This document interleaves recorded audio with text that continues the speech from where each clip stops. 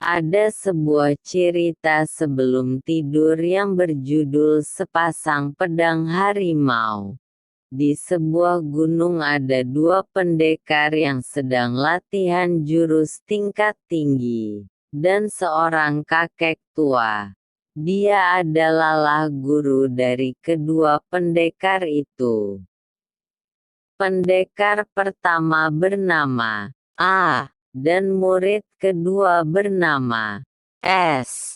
Nama gurunya bernama Kakek Harimau Putih. Pada suatu malam guru dan murid berkumpul. Guru Harimau Putih berkata, "Muridku, kalian berdua sejak kecil sampai besar belum bisa menguasai jurus dua jari menyambar petir dan jurus pukulan secepat kilat. Kedua jurus itu memang sulit dikuasai. Jurus itu bisa dikuasai pada orang tertentu. Tapi tenang, jurus-jurus yang kalian pelajari selama ini udah lumayan cukup dan sulit ditandingi para pendekar tingkat tinggi." Guru A dan S berkata, "Saya sudah cukup tua. Sudah saatnya saya meninggalkan dunia kependekaran ini. Sekarang saya wariskan pedang harimau hitam kepada kamu A. Dan pedang loreng aku wariskan kepada S." Kitab dan penawar racun dari pedang itu. Kedua kitab itu isinya sama. Nah, sekarang, aku kasih nama pendekar harimau hitam. Dan, S, aku beri nama pendekar harimau loreng. Hitam aku beri tugas untuk selalu di gunung untuk meneruskan perguruan ini. Iya Eyang. Loreng aku beri tugas untuk turun gunung untuk mendirikan perguruan di pinggir desa.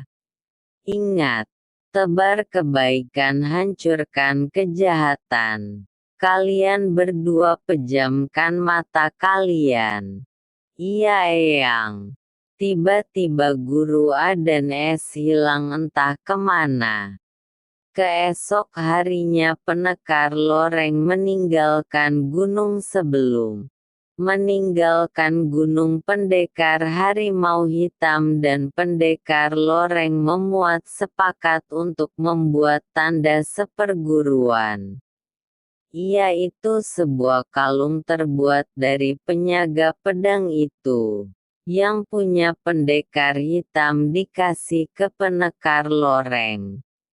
Dan yang loreng dikasihkan dengan yang hitam. Berangkatlah loreng.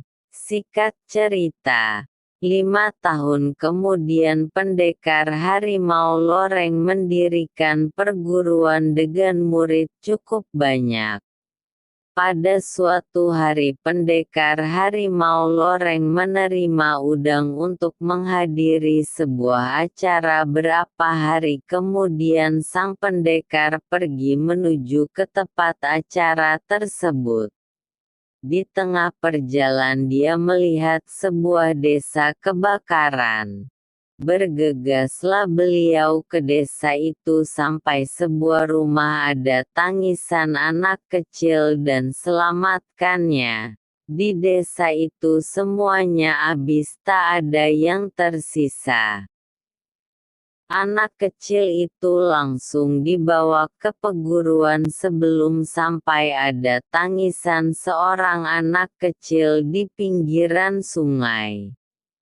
Anak itu sedang melihat ayahnya telah mati dan kedua anak itu dibawa pergi ke padepokan.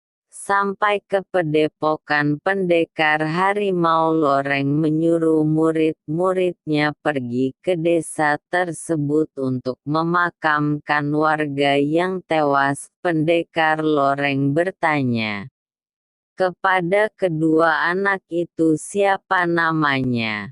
Anak pertama bernama Danu. berumur 5 tahun. Anak kedua bernama Jalu berumur 7 tahun. Sejak saat itu kedua anak itu diajarkan ilmu bela diri. 15 tahun kemudian, kedua anak itu ilmunya sudah cukup tinggi. Dan Jalu lebih tinggi dari Danu. Karena dia diam-diam mempelajari kitab Harimau Loreng.